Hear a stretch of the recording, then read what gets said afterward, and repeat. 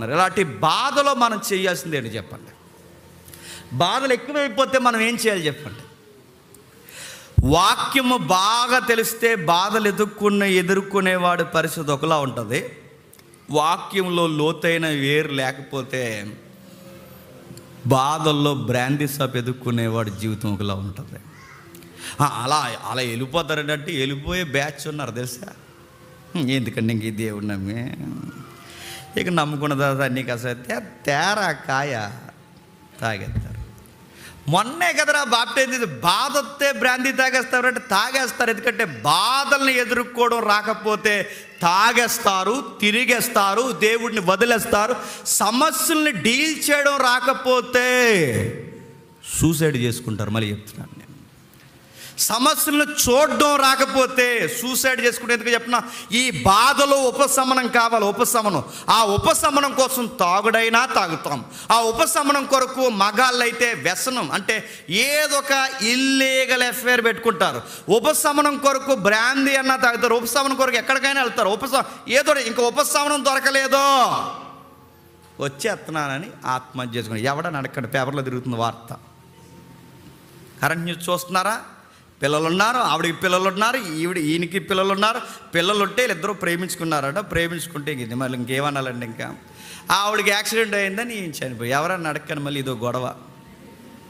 సమస్యలు ఎదుర్కోలేరని అడుగుతున్నారు. సమస్యలు ఎదుర్కో చచ్చిపోతారా? సమస్యలు ఎదుర్కోపోతే సూసైడ్ చేసేసుకుంటారు. అంటే సమస్యలు ఎదుర్కోలేనప్పుడు నేను అడుగుతున్నాను, సమస్యలు ఎదుర్కోకపోతే అసలు నేను మనిషి అని ఎవడన్నాడు? ఎదుర్కోవాలి సమస్య. దాన్ని ఎలా ఎదుర్కోవాలి? రావే అనకూడదు.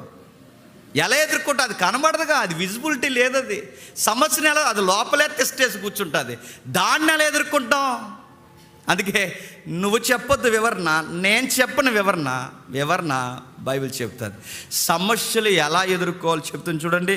విలాప వాక్యాలు 3వ అధ్యాయం 25వ వచనం.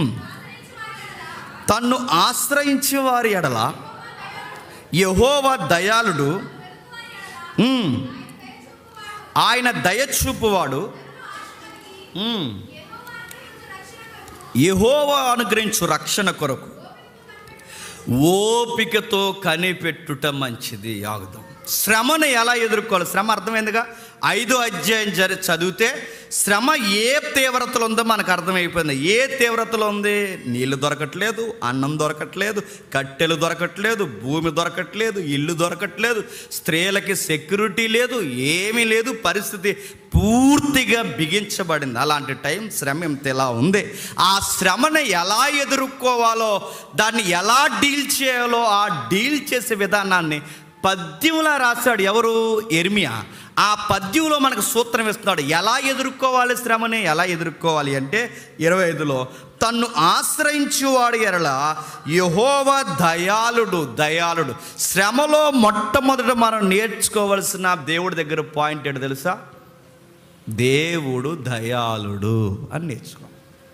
దయాళుడు అంటే మంచోడు, దయచూపువాడు. అంటే శ్రమలో సముద్రంలో శ్రమ నన్ను అలా ఈడ్చుకుని పోతున్నప్పుడు, పెళ్ళమని కెరటాలు కొట్టినట్టు ఆ శ్రమలో మనం కొట్టేస్తున్నప్పుడు, ఆ సముద్రపులో మనం ఈదలేం. సముద్రాన్ని ఏమి ఇస్తాం?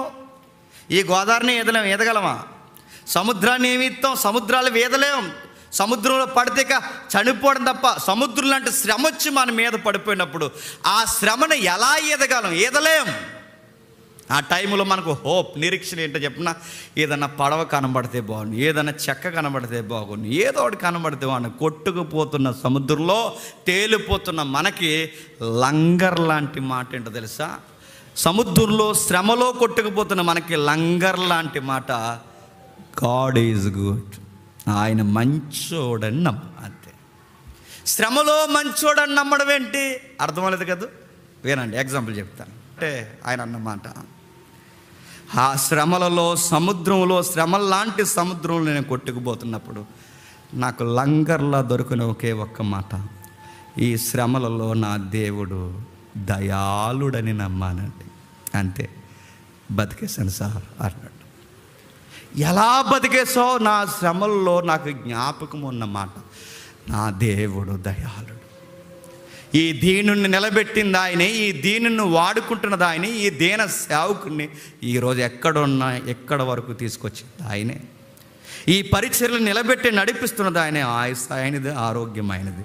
ఈరోజు సేవ చేస్తుందంటే పరిస్థితులు ఆయనవి. అలాంటిది ఈరోజు నా ఊపిరైపోతుందంటే ఆయన సెలవు లేకుండా ఏది జరగదు. అలాంటి టైంలో నాకున్న ఒకే ఒక హోప్, గాడ్ ఈజ్ గుడ్. నమ్మాను, బతికేసాను సార్ అన్నాడు. శ్రమలలో మొట్టమొదట మనం నేర్చుకోవాల్సింది చెప్పనా, నా జీవితంలో ఏం జరుగుతుందో నాకు తెలియదు. నా జీవితంలో ఈ శ్రమ ఏంటో నాకు అర్థం కావట్లేదు. ఈ శ్రమ నన్ను చంపేసేలా ఉంది ఏంటని నువ్వు ఫీల్ అవుతున్నప్పుడు, ఆ శ్రమలో నీకు ఊపిరి ఒకేసారి పీల్చుకుని వదిలినట్టు అనిపించే మాట, ఈ శ్రమలను చూసే దేవుడు ఉన్నాడు. ఈ శ్రమలను చూస్తున్న దేవుడు, నా బిడ్డ ఇంత శ్రమ పడుతున్నాడని దయ చూపించే దేవుడు నాకున్నాడని నమ్ము. శ్రమకి ఎదురీదేస్తావు, గుర్తుపెట్టుకో. అందరు నీ పక్షాన ఉండాల్సిన అవసరం లేదు. నీ దేవుడు నీ చేపట్టుకుంటాడు ఆ రోజు. అంతే. ఎవ్వరు నిన్ను అర్థం చేసుకోవాల్సిన అవసరం లేదు. ఆయన నిన్ను అర్థం చేసుకుంటాడు. నేను మంచం పట్టడం ఏంటి ప్రవ్వా అని అందరు నిన్ను అనుకున్నప్పుడు ఏం బాధపడకు, నీ చేయబట్టుకుంటాడు ఆయన. మళ్ళీ చదువు.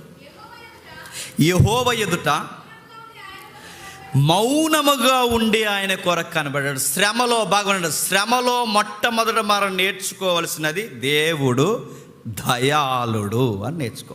మన శ్రమలు అది నేర్చుకోము. ఈ శ్రమ పోవాలంటే ఎక్కడికి వెళ్ళాలండి? ఎమ్మెల్యే గారి దగ్గరికి వెళ్ళమంటారు.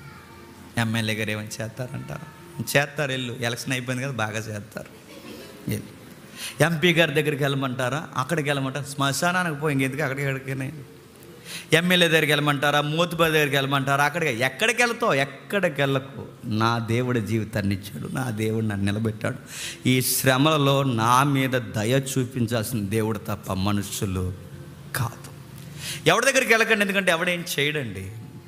నేను పడిపడనని మళ్ళీ చెప్తున్నాను, ఎవడేం చేయడు. ఎవడ మనం లేపి నిలబెట్టేది ఏమి లేదు. మనం నిలబెట్టాలన్నా, పడగొట్టాలన్నా, పడిపోయినోడిని నిలబెట్టాలన్నా దేవుడు మాత్రమే చేయగలడు. జాలి పడ్డవాడే జీవితాన్ని ఇవ్వగలడు. గాయపడిన వారిని బాగు చేయగలడు. ఆయన మాత్రమే చేయగలడు.